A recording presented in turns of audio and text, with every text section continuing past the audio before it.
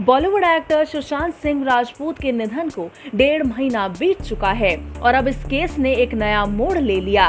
दरअसल सुशांत सिंह राजपूत के पिता ने उनकी गर्लफ्रेंड के खिलाफ बिहार में एफआईआर दर्ज करवाई है और साथ ही उन्होंने रिया और उनके परिवार पर सुशांत के खिलाफ षड्यंत्र रचने का भी आरोप लगाया। इसी के साथ सुशांत के पिता ने अपने एफआईआर में सनसनीखेज खुलासे किए। खबरों की माने तो सुशांत के पिता के सिंह ने अपने बयान में कहा, मेरा बेटा सुशांत फिल्म लाइन छोड़कर केरल में ऑर्गेनिक खेती करना चाहता था।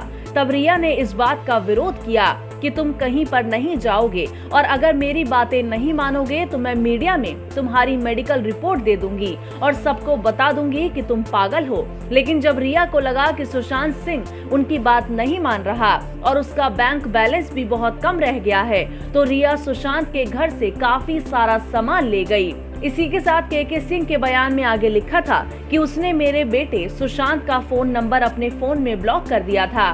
इसके बाद सुशांत ने मेरी बेटी को फोन किया था और उसने कहा था कि रिया मुझे कहीं फंसा देगी।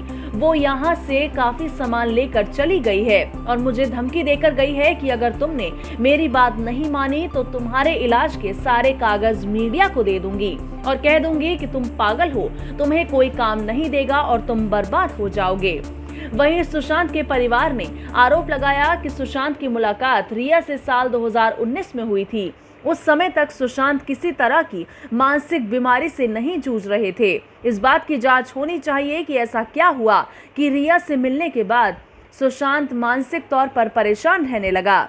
सुशांत के परिवार ने पूछा कि अगर सुशांत का मानसिक बीमारी को लेकर इलाज चल रहा था तो इस बारे में उसके परिवार वालों से कंसेंट क्यों नहीं लिया गया। वहीं इसके अलावा रिया पर यह भी आरोप लगाया गया है कि वो सुशांत को ट्रीटमेंट के दौरान अपने घर ले गई थी और उसे ओवरडोज दिया करती थी। लेकिन रिया ने इस मामले में मीडिया को बताया था कि सुशांत को डेंगू हो गया है। के सिंह का रिया पर आरोप है कि वो सुशांत को कोई फिल्म साइन नहीं करने दे रही थी। जब भी कोई फिल्म ऑफर आती जब भी किसी फिल्म का ऑफर आता था तो वो उसे फोर्स करती थी कि सुशांत उसी प्रोजेक्ट को साइन करे जिसमें रिया उसके अपोजिट एक्ट्रेस के तौर पर काम कर रही हो।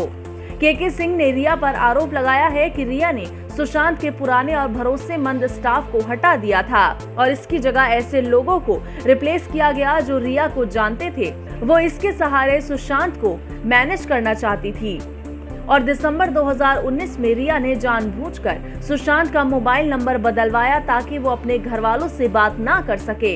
इसके अलावा रिया सुशांत को पटना उनके होम टाउन भी नहीं जाने देती थी।